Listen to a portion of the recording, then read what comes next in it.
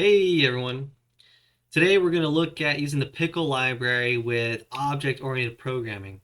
So we're going to build off what we did in our last video where I created some data, we saved it to a pickle, and then we loaded the pickle. So here's some mock data that we just created, and we're going to convert this to an OOP paradigm. So let's take a look. We have inventory, prices, descriptions. These are three different items. So I'm going to create a product class. Uh, Copied and pasted my code over here. So we're going to capture the item ID. That's this A1, A2, A3. We got three different dictionary values. So we're just going to capture that here. And then we have description, price, inventory, in the reverse order that you see right here. So all of this data can now be put into one neat little bucket. And then we want also an easy way to print this data. So we're going to essentially copy this F string down here, all this F string code right here. We're going to create the stir function inside of our product class that will neatly print out all of this information when we try to print a product object. So that's everything that we need for the OOP paradigm. And now let's convert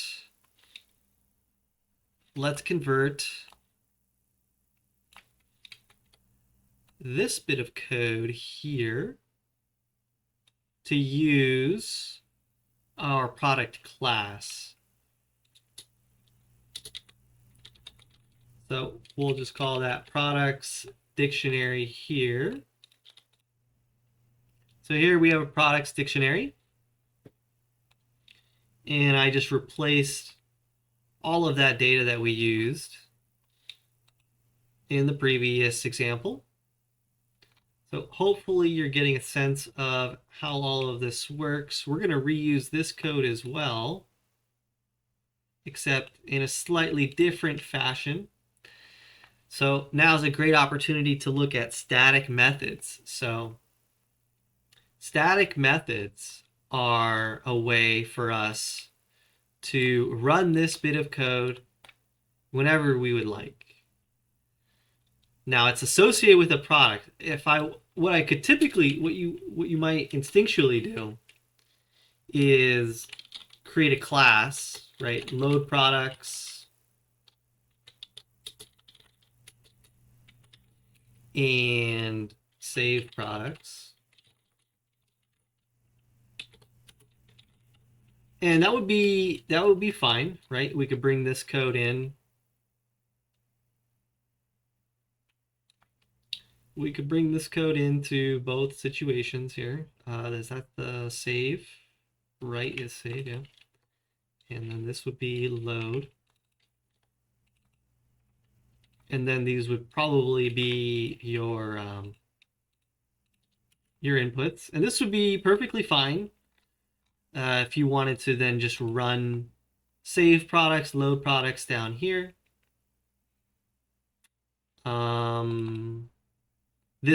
The one difference would be that this needs to take a dictionary. I haven't made that change yet. But other than that, this is a simple way to kind of incorporate your pickle with an object-oriented paradigm. But I want to take it one step further. I want to make these static classes. And the way I'm going to show that is actually, I'd like to show that before making them static classes. So me just tabbing it over brings these into the brings them into the class. Right now they're outside of the class because they're not at the same indentation level.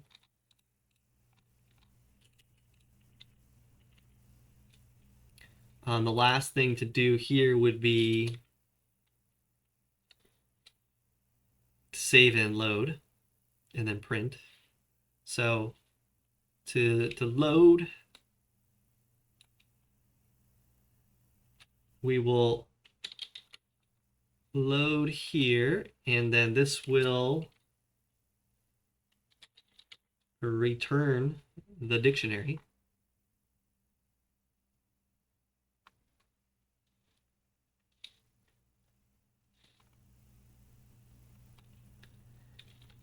Pickle load file.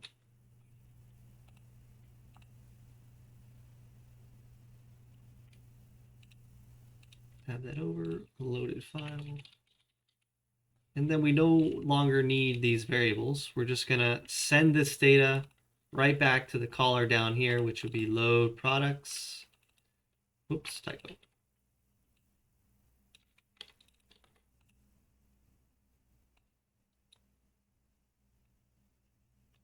So the logic of our code is we're gonna load products. If this file exists, which it doesn't, we're gonna create some data, and eventually there will be data, and then we no longer create this data.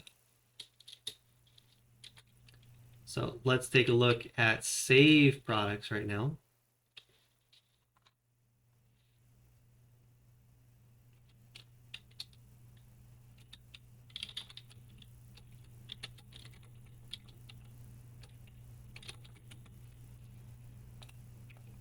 So now we would save our products, and we're going to send in a dictionary rather than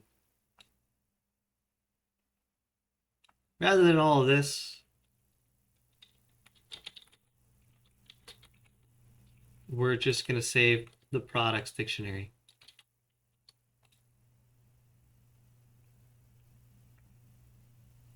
So a nice, simple, seamless way to load our dictionary, save our dictionary back and forth. Now to take this, oh, and we'll print our data here. Print current products.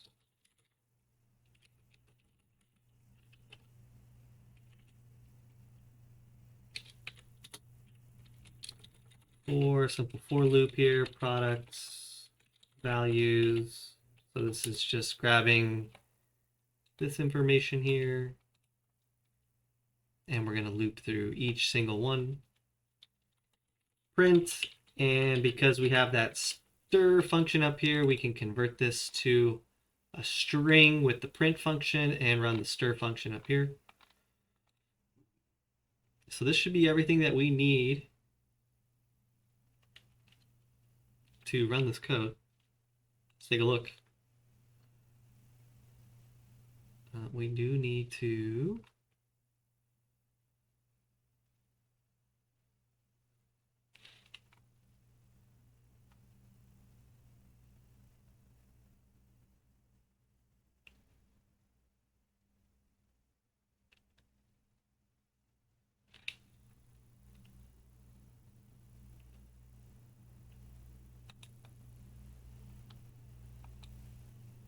need to make sure that we catch that exception here, actually. This file doesn't exist.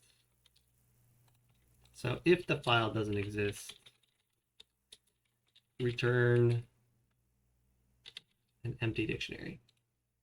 And that we're airing out right here because I forgot that we haven't made the file yet. File not found. So now our code doesn't air out when we try to load a file that doesn't exist. The file is made here, and then we save. We weren't able to load, so then we create this products dictionary. Let me show that. Delete.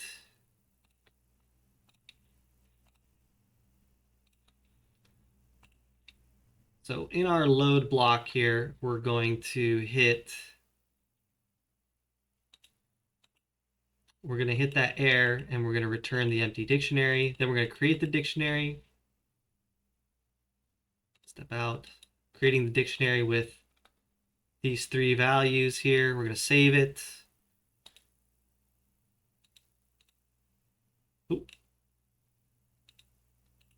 And then we're going to print.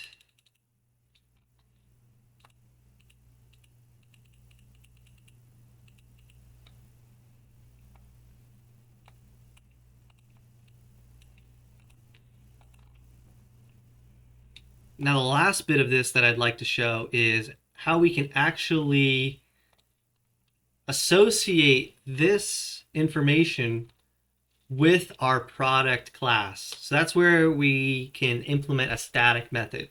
So this would just be two methods not associated with product. They're associated with the module here.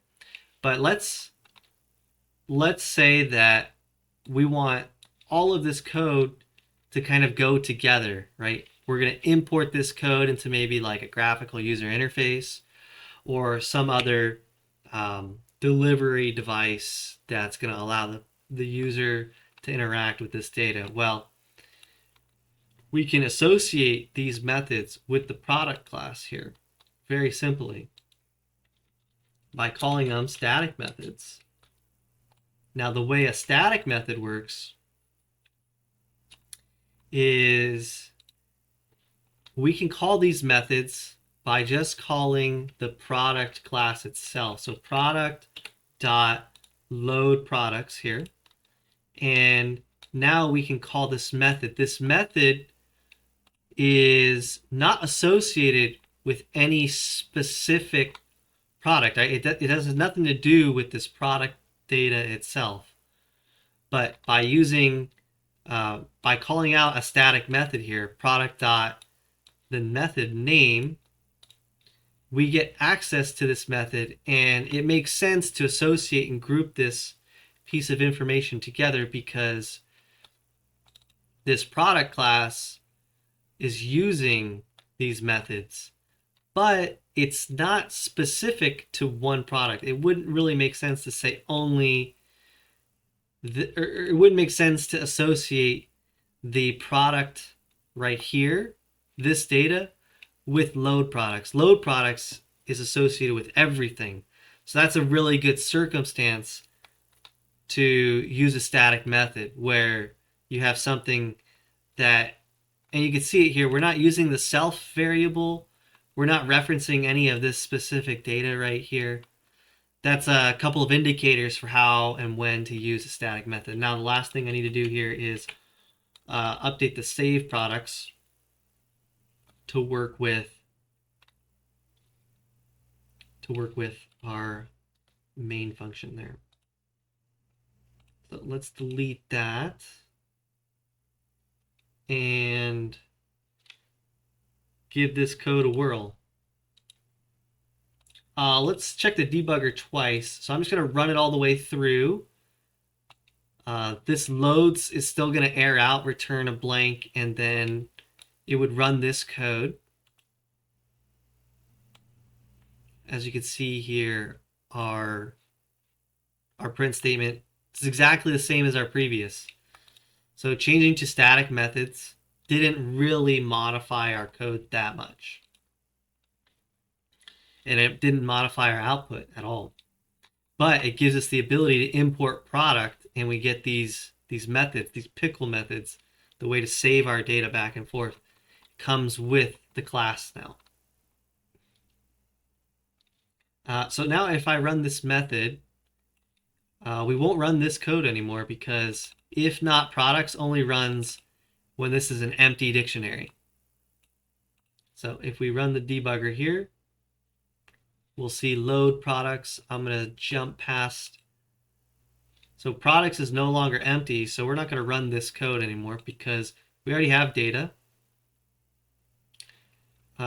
We don't need to save either, actually. Save would probably, this information would probably be better inside of there. So for precision's sake, actually, let's do that real quick.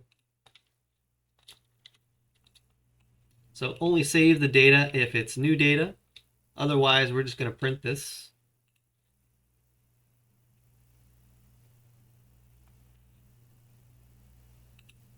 So we have our load.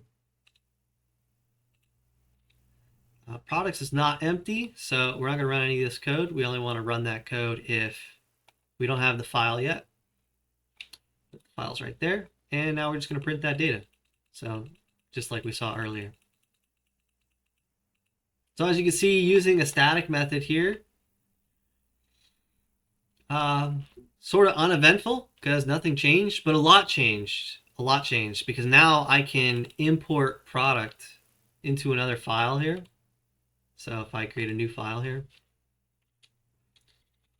let's call it new file, import product. Now I can do product dot load products.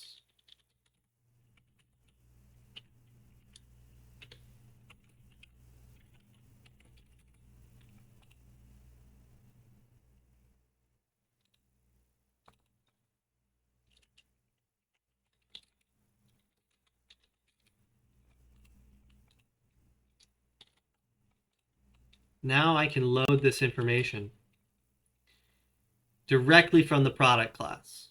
Directly from the product class. Because I have a static method here. So I've grouped the code together and made it a lot more seamless to use these pickles that we've created. So thanks for watching. That's all I have in this video. Yeah, see you in the next one.